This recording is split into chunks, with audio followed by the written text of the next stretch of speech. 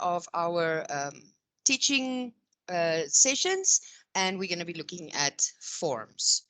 If you have a question, please put up your hand and or just unmute yourself and ask. It's supposed to be interactive, so if you've got any questions or concerns, you're welcome to join.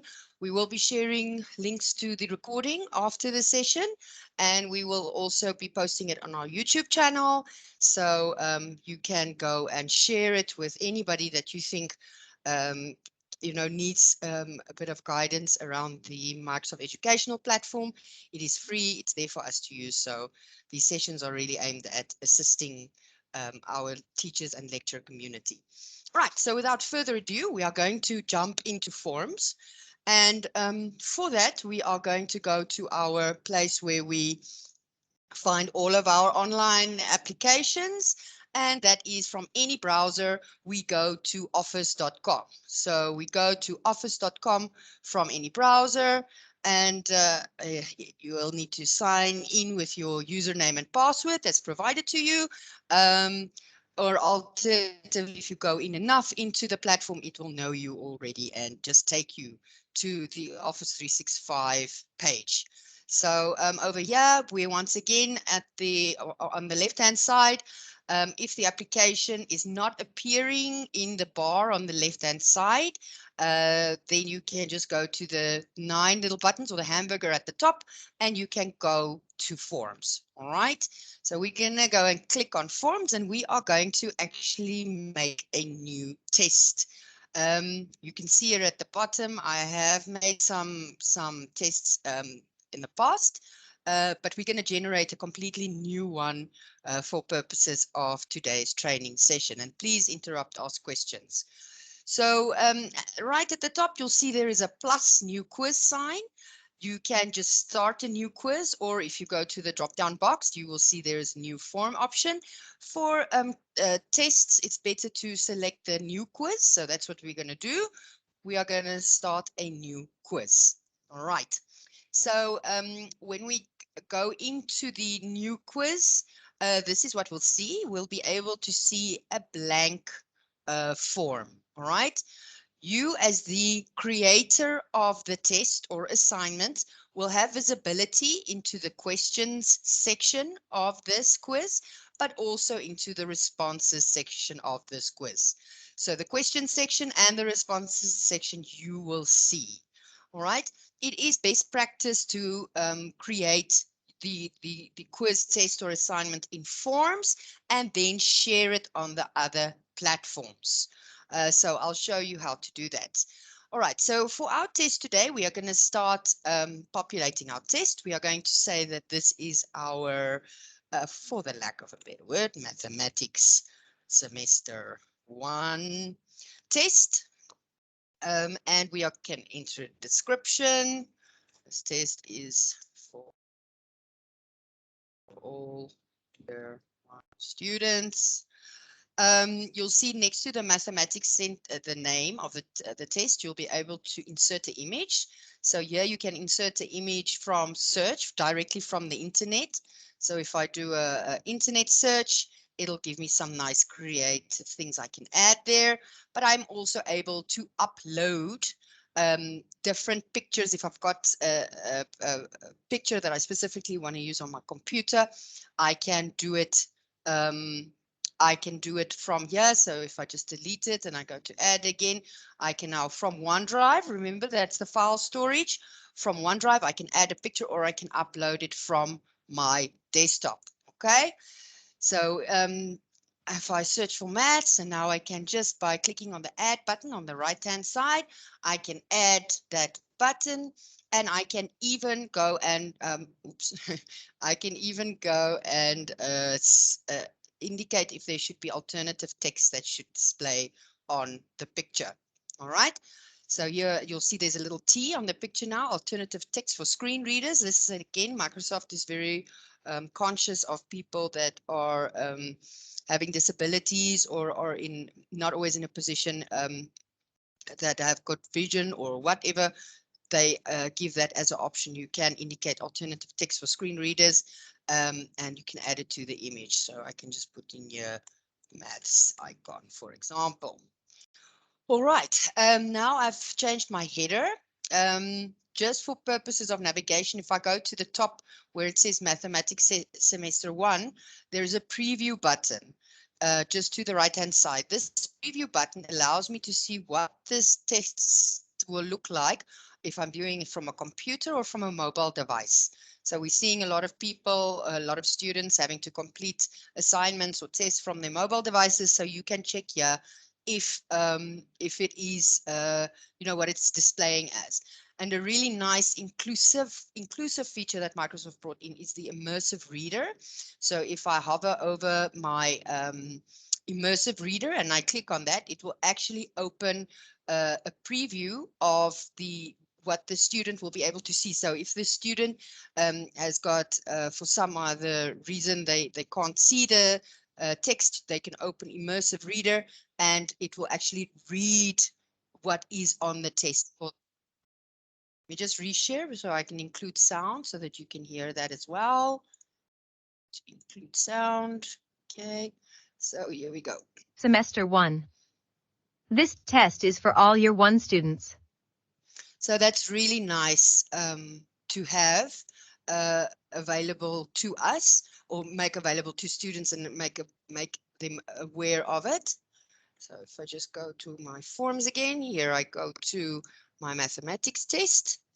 Next to the preview button, again on the right hand side at the top, next to the preview button, there's a theme button, and here you can give the look and feel of your form, give it different colors, make pictures. So that's not giving it a specific picture in the header section, but really just making it look nice with adding colors and so on. Next to the theme button is the share button. This is very, very important. If your sharing is not set up correctly, then then the students will not get access to the test, or the wrong group of people will get access to the test. So it's extremely important that the sharing function is set up correctly. Okay, so if I click on share here, I have a couple of options. I can indicate how to send and collect responses to this test. Send and collect responses, beneath it gives me a drop-down box. So number one, if I make it anyone can respond, then it means anyone can respond. If this link is emailed out to whoever in the world, they will be able to get access to this test, which is something we do not want. Okay, so for test purposes, never anyone can respond. You will indicate here only people in my organization can respond. So only people that have school account, the students and the teachers, only those people will be able to respond. Okay, only the people with the link and only those that have the correct login details will be able to respond. You can also set it up for specific people. So here you can enter the name of a group or a channel. So you'll see I've got maths. I can enter that name, and then those people will be able to respond to this test. Nobody else, only those people. So I can set it up like that.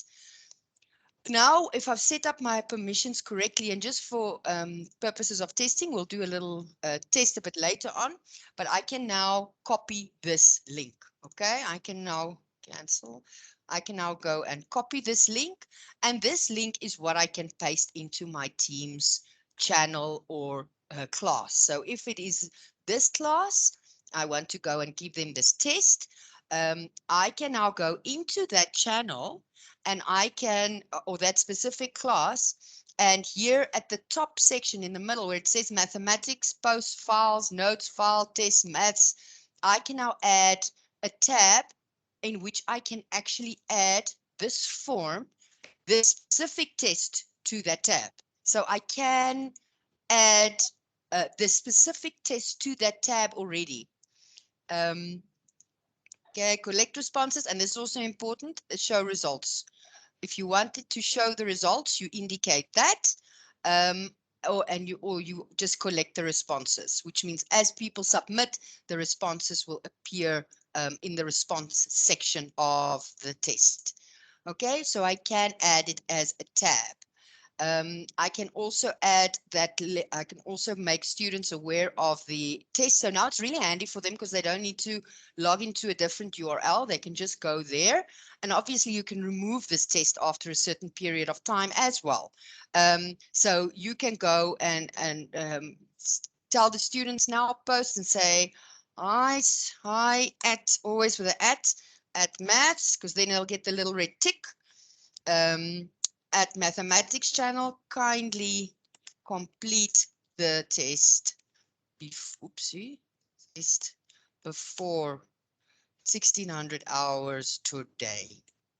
It will be available from 1500 hours, for example. So now you are making them aware, you're sending them a message that this test is here. So it's here. They can now just click on that. It'll take them easily in the same Teams channel where they can now submit their responses. Okay. So that's just an Vanessa, easy way to, yes. a quick question, like this test, if I want to schedule a test and say from 8 to 9, can you set up a schedule, say, listen here, this test is going to start at 8, it will be available from 8, and it will automatically shut down at 9 o'clock. So is Yes, there you that function definitely in it? can. Definitely You you don't can. have to do So manually, it just expires like in 9. exactly, exactly. So how you would then do that is here on the form itself, if you navigate to the very right-hand side next to the share button, there's 3 little buttons, and there you get the settings section. So under settings, you have a couple of things you can do.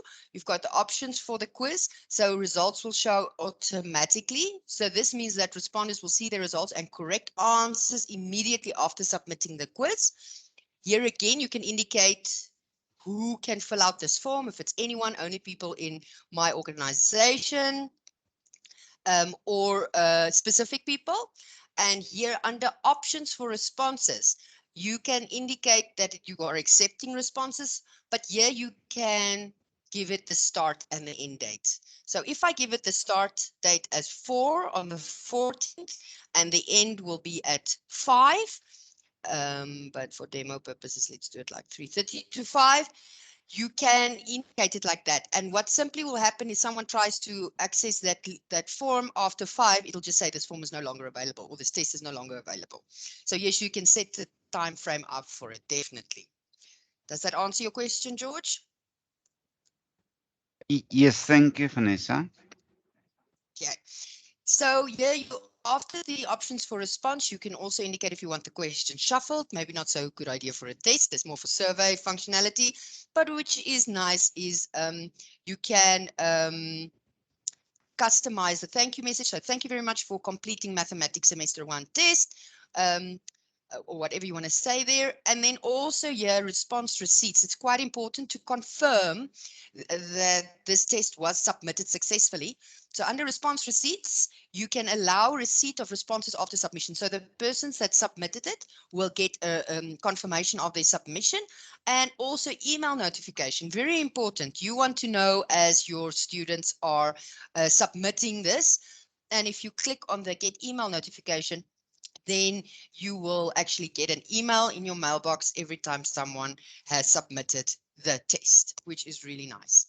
Remember, all these things are happening in the cloud. So if you make changes, those changes will stick will stick to this form specifically in real time. So if you change anything in this form, it will change it in real time, which will have an impact on potentially the responses. So just be cognizant that this is real time.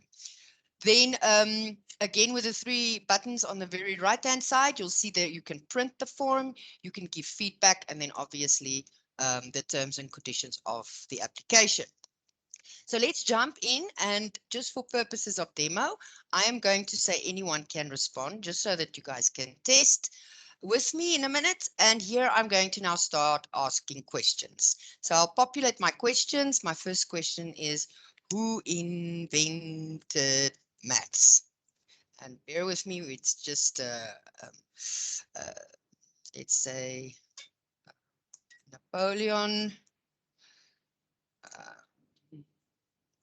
Um, you know, it's so much in my head now, but I shouldn't do that. Donald Uh, Trump. Donald Trump, thank you for the ideas. Donald Trump.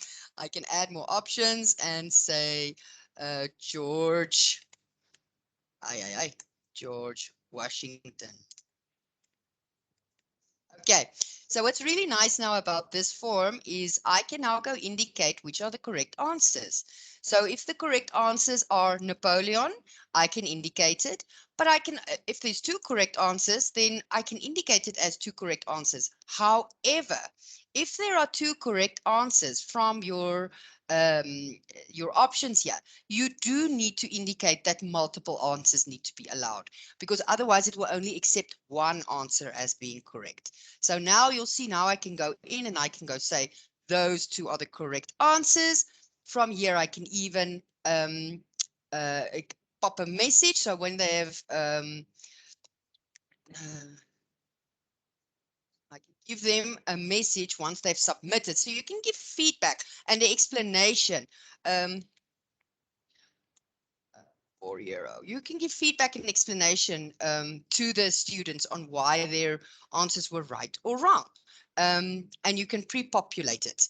You can indicate some points. So here you can indicate this question is worth 5 points, for example, and very good idea to make it a requirement. So if you click on required, the person will not be able to submit the form unless they have answered that question. So if you have optional questions, you don't need to click the required one. Otherwise, they will not be able to submit without having completed this question. Now, if I look at this question specifically, at the top on the right-hand side, you'll see there's a little copy question. Really handy also to save time. You can copy it and just change the content. You can delete the question. And you can also move the question up or down. If you decide, no, it shouldn't go there, it should go there. Then at the bottom, next to the required section, you'll see there are 3 little buttons again. Microsoft loves their buttons. Those 3 little buttons give you a couple of options. So you have shuffle options, you have math options, and you can even give it a subtitle. So this is crucially important for history. Whatever you want to put in there as a subtitle, you can now. And then you can add branching. So branching is something that we do if this question's answer will take you to a different section. Maybe not always so relevant for online testing, but branching is very handy if you have a survey, for example. You say, if you answer yes to this question, it takes you to a different subsection of questions, or if you answer no, it takes you to another subsection of questions. So branching is also available. Now I can add another question. I will now add a text question. I'll say, write 2 sentences to explain circular motion. Guys, I'm just sucking this out of my thumb. So again, I can enter a subtitle if I want. Concise. Okay. And here I can now add an answer. So here I can add, and I can say round. It needs to have round, or if it's got to do with movement.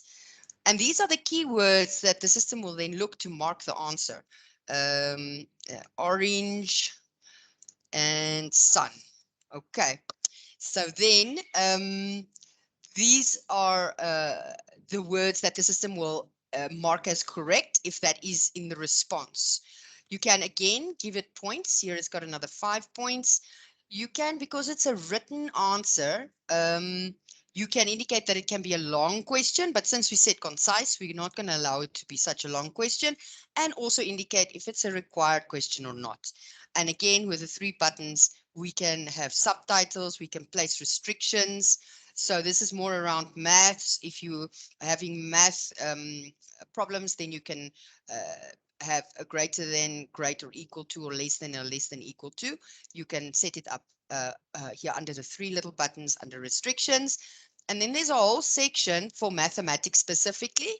So if you're not a math teacher, this might not be too interesting to you, but how do you divide the sum of, for example, and once again, you can even add a picture here. So if you've got a picture that will, it's got a symbol or any kind of picture you want to add that will help the student to answer the question, or that they need a picture to answer the question, you can add it here.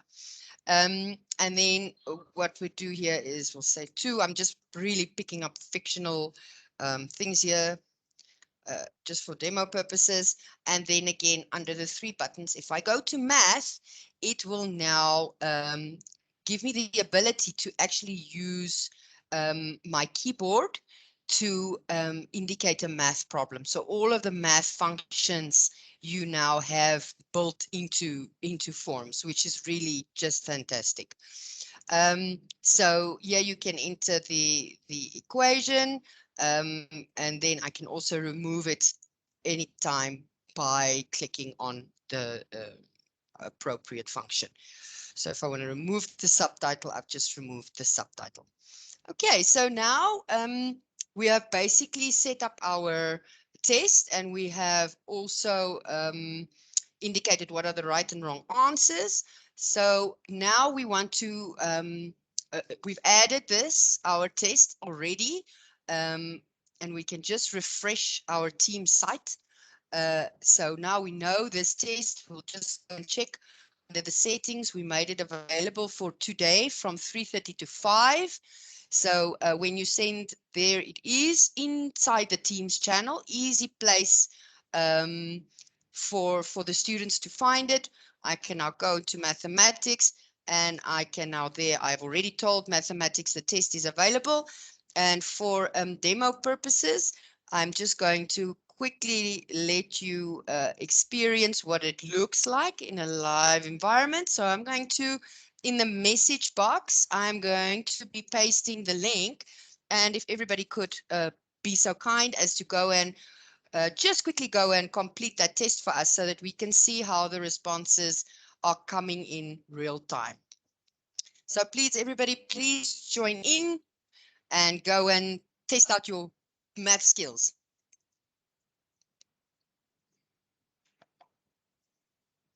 If you don't mind, would you give me a thumbs up once you've completed it?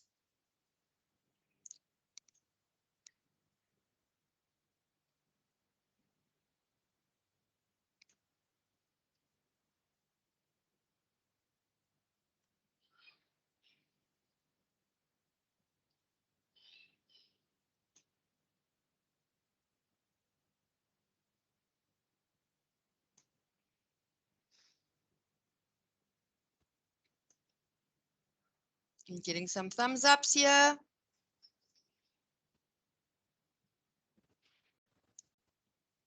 Okay, so I will just give it a refresh. Nobody wanting to do my test? I'm busy doing it. I'm doing it now. Okay. Thank you, Vicky.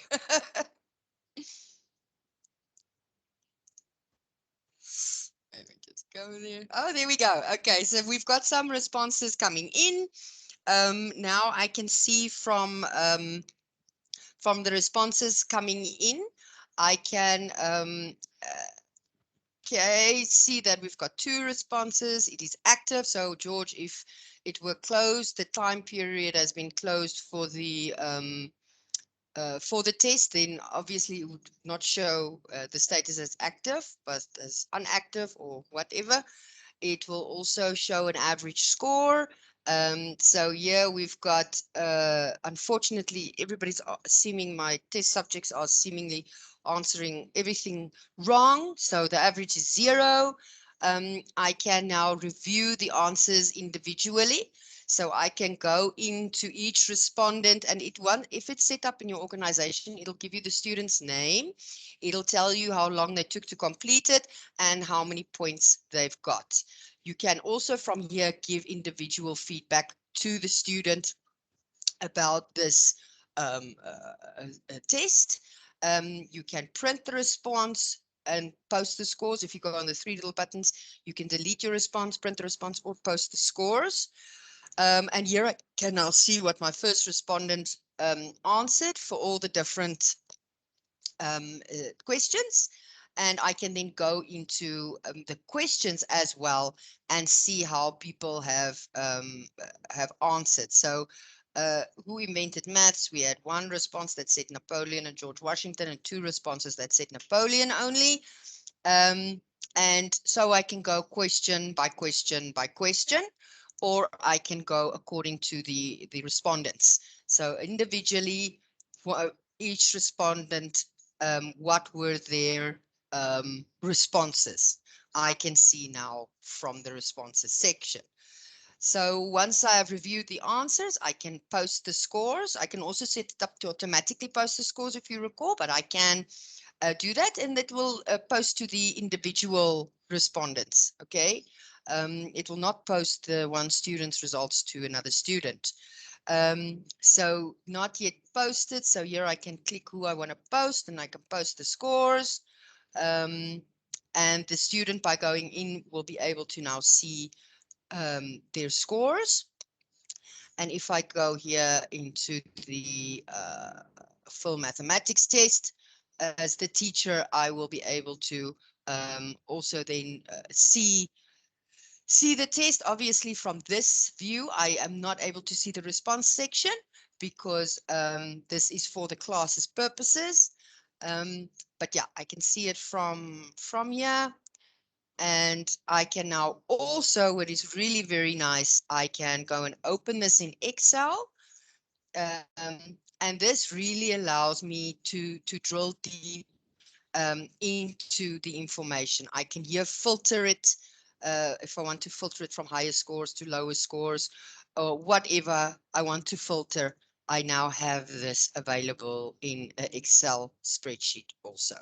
So on the responses section, there is a really nice high-level dashboard view of the answers, which I, as the teacher, then can see. I can see on a pie chart of how it was answered. Here again, a pie chart. So depending on the type of questions, it'll give you a visual of how the questions were answered in a visual representation. And this is then a very nice way for me to view the results of my test. Another important thing that we found is that people want to be able to use the same test. So if you want to be able to use the same test in the next semester, or you want to be able to share that test with a other lecturer to post, you can do that also. If you go to the top on the right hand side and you click on share, just below the send and collect responses where we indicated who can respond, there's also share as a template. In other words, you've made a template of a test that you want to make a duplicate of, so someone else can make that test, change that test. So say you've changed you have a specific format that you want, colors and logos and things, you can make a template of that. And then you want all the lecturers or all the teachers to be able to use it, then you can make a link to a duplicate. Okay. So here again, we can say anyone with a link can duplicate, and I can now copy it. And now I can email it or WhatsApp it or however I want it to my colleagues, and they will actually get a link. And when we open this link, now you'll see at the top there, they get the option to duplicate it. So now I can duplicate it. I'm a different teacher. This teacher sent me this nice template. And now you'll see no responses are there because it does not take the answers from the previous test. It's just the template. And I can now go and change this question. I can change this test. I can again share this test all of that I can then do. This is now a new test, not linked to the old test.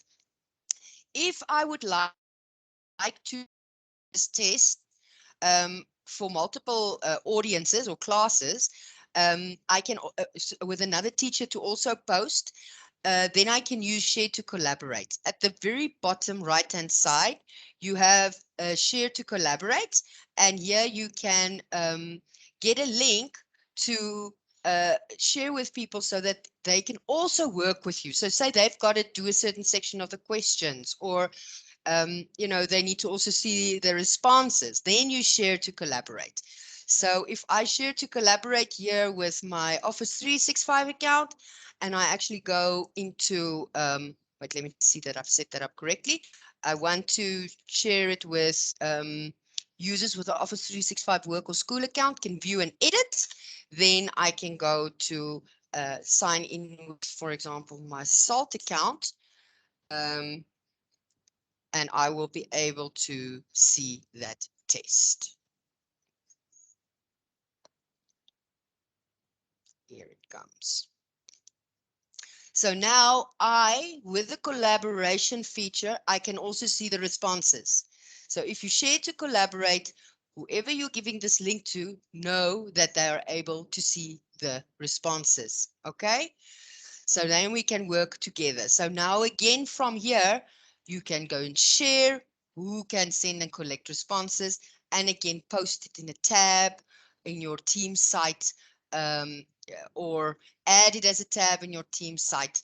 You can now use that link for people to engage with your test.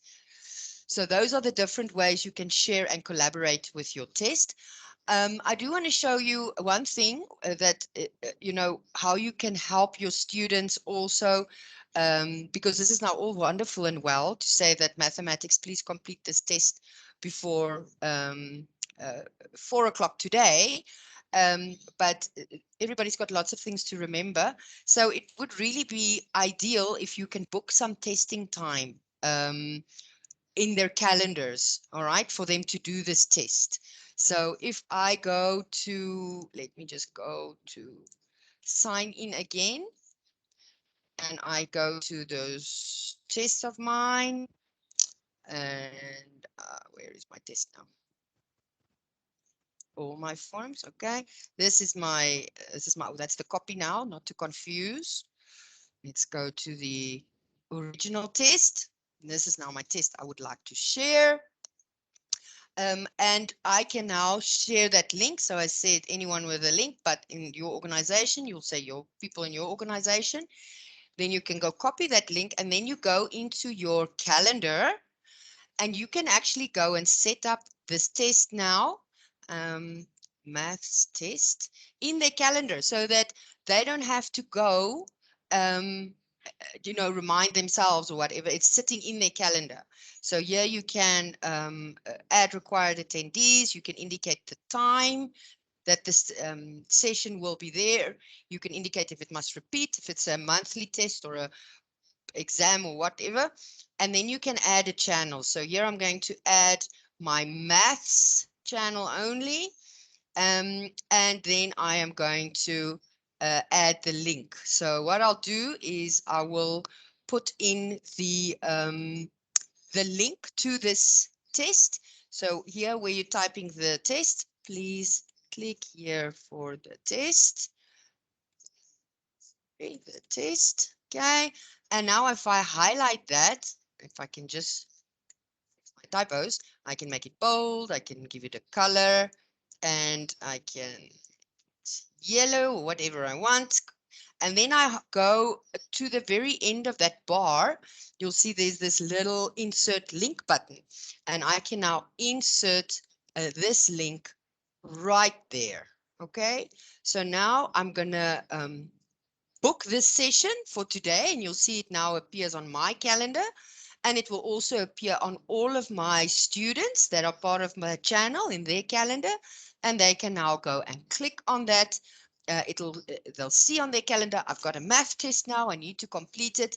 They can go in, click on the link, and in that time period, they can complete the test or the assignment. Okay, so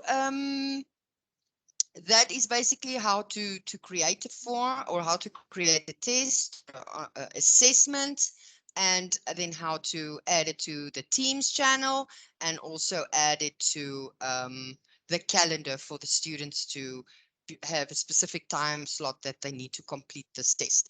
If you want to give them multiple time slots, you can do so. I know that some people have challenges with internet and time of the day they have access. So then you must just schedule it that this test is available for this group for that period of time or this person for that period of time. So it is a bit of a pain, but I mean, we all live in reality and, you know, learning from home, from devices, it can be internet dependent. So the system really tries to cater from it.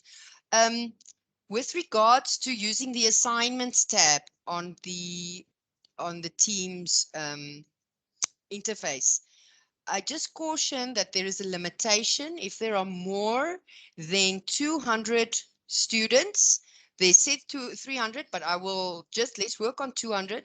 In that class that you're assigning the assignment to, it will not work. There's a limitation of 200. So that's why I truly recommend that you use the other ways of posting the test, and that is by adding a tab in the Teams, in the channel, or sending them a link. Here you'll see that now, because it's been shared, I can now here, if I want their attention, I can say add maths, please note, and it'll pop up now. It'll send them a little red tick for that they have activity, and they can go into their calendar and they can actually join the session, and the link will be in the session for them to complete. So that's really a very organized way of doing it. It's a bit of a mindset change from, you know, how one can do it, but it's a very structured and organized way that we can set up tests and manage the whole online testing situation.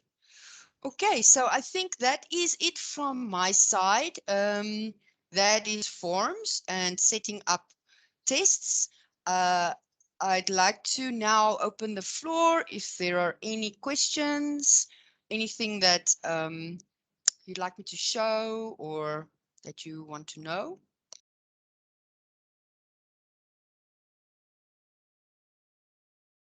Nada?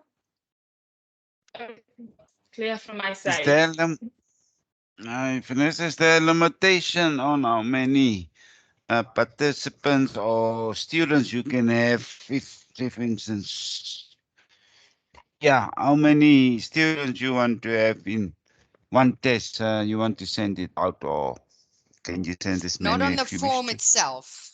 On the form itself, there's not a limitation of the responses it can take. But there is a limitation if you're using the assignments function in the Teams in the team section. Then there's a limitation of 200. So it's okay for like primary schools that maybe have got 30 kids in a class, or you know, where you've got the specific team that's set up for that class has got less than 200 students. Then you can use that one. But as soon as you are looking at these really big, and we're talking now universities that maybe have international students enrolled or whatnot, then it's better to use the form as I indicated, not through assignments, but specifically sharing it in the channel as a tab or a link. Thank you, Vanessa. Okay, anything else? All good? Okay, so I want to just also put it to the floor. We are really available to the educational institutions to help you. So if you need an additional session with us where we can help you on a specific application, you are more than welcome to pop me an email. We are having these sessions for the month of July. I believe that next week we are going to, let me just confirm, next week we are doing OneNote and Outlook. So those are the two apps we're doing next week. And then we're ending off with OneDrive and Planner. I'm happy to redo some of these sessions if you have a group that wants to attend or you need one-on-one time. We're happy to do that as well. I will be sharing the link to the recording on email, and also, like I said, it's on our YouTube channel. You're welcome to go and watch and share it there if you've got any colleagues that need any assistance or guidance. And then, yeah, that's it for today's session. So if there's nothing more, then I will just thank everybody and see you next week.